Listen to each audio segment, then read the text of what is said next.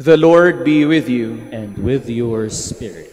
A reading from the Holy Gospel according to Mark. Glory to you, O Lord.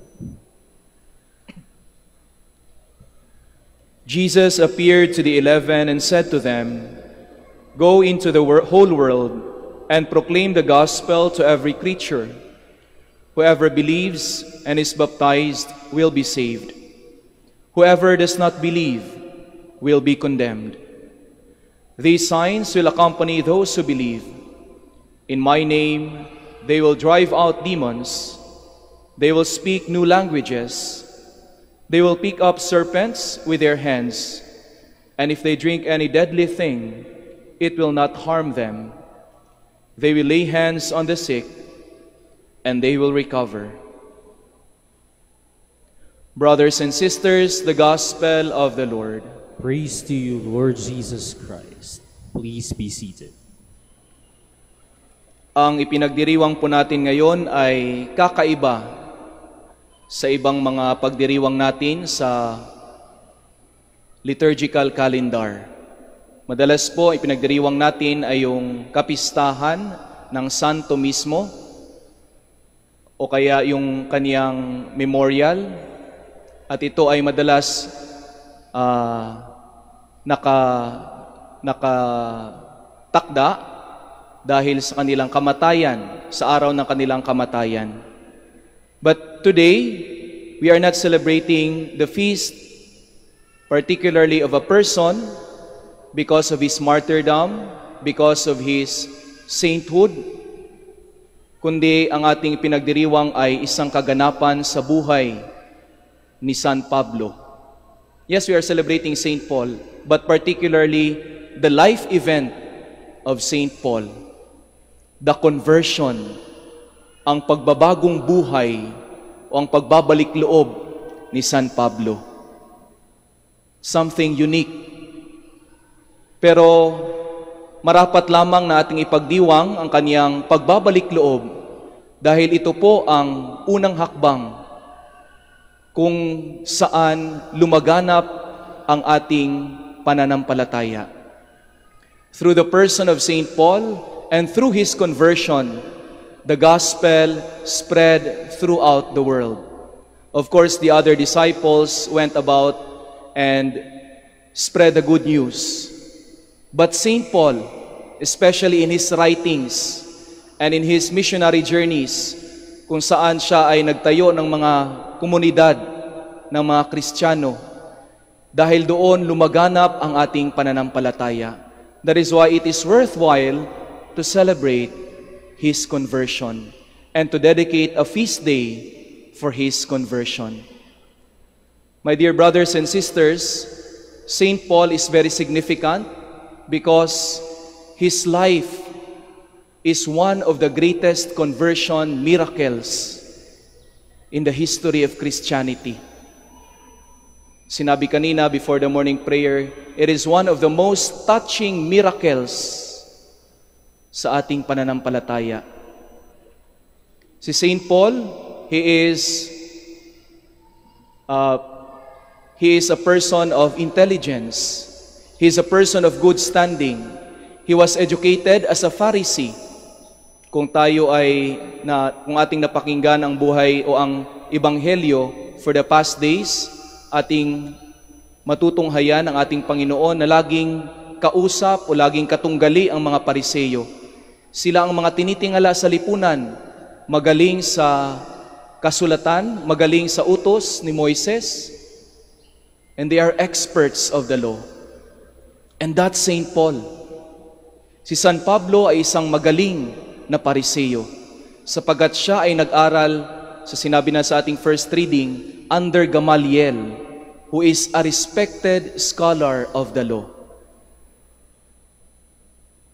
Pero kung ating pong napakinggang mabuti ang ating pagbasa kanina, bagaman ang daming alam ni Saint Paul at alam niya ang kanyang ginagawa na dapat usigin, dapat arestuhin ang mga Kristiyano dahil para sa kanya at para sa kanyang nalalaman, ito ay isang contradiction to the law. Alam niya ang kanyang ginagawa, matalino siya, Subalit nung nagpakita ang Panginoon sa kanya at tinanong, Saul, Saul, why are you persecuting me? Saulo, Saulo, bakit mo ako inuusig? Hindi po nakasagot si Saulo. Hindi po siya nakasagot.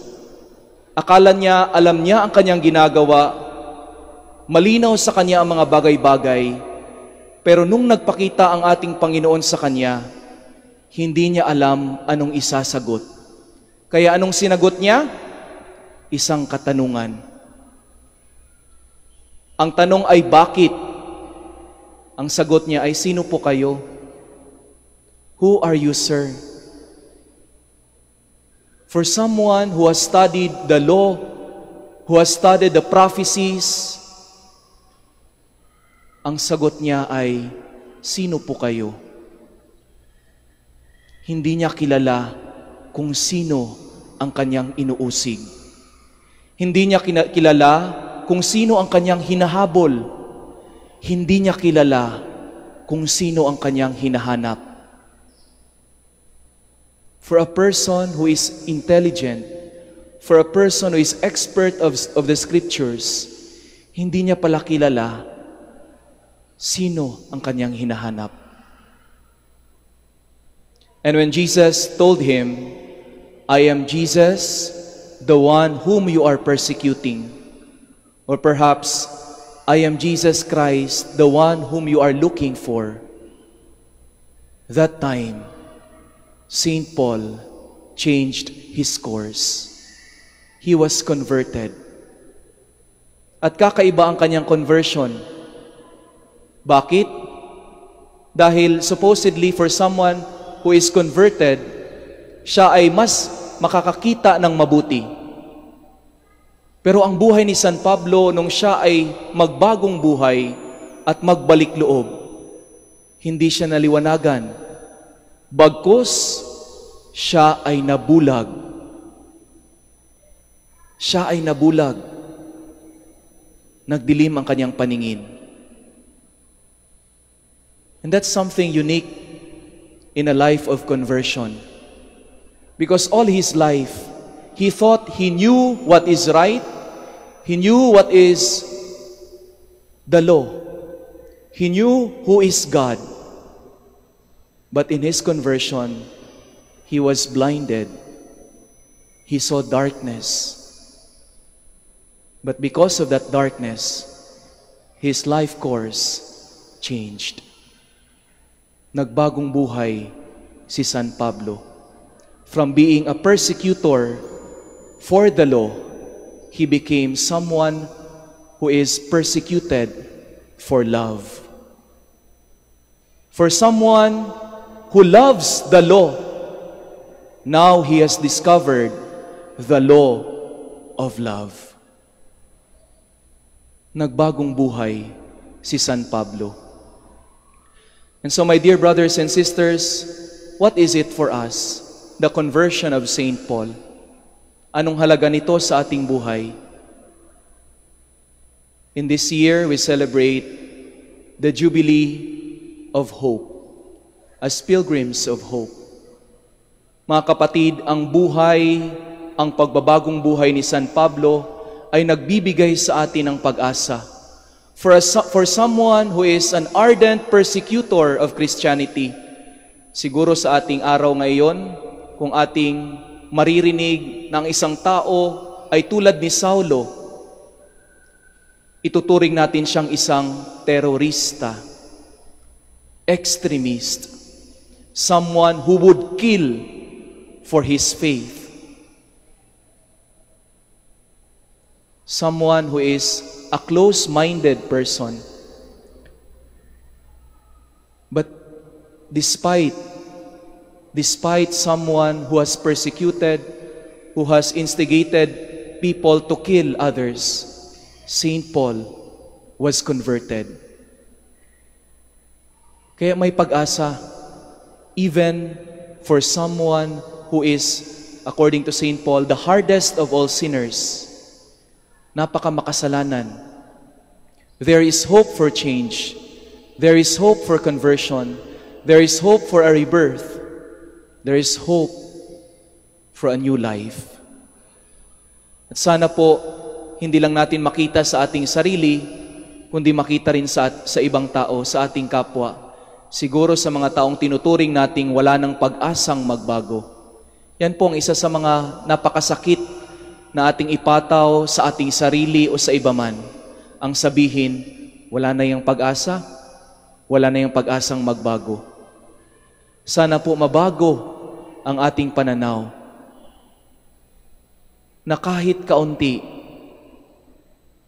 bigyan natin ng pag-asa ang ating sarili at ang ibang tao na magkaroon ng bagong buhay, just like St. Paul. Just like St. Paul.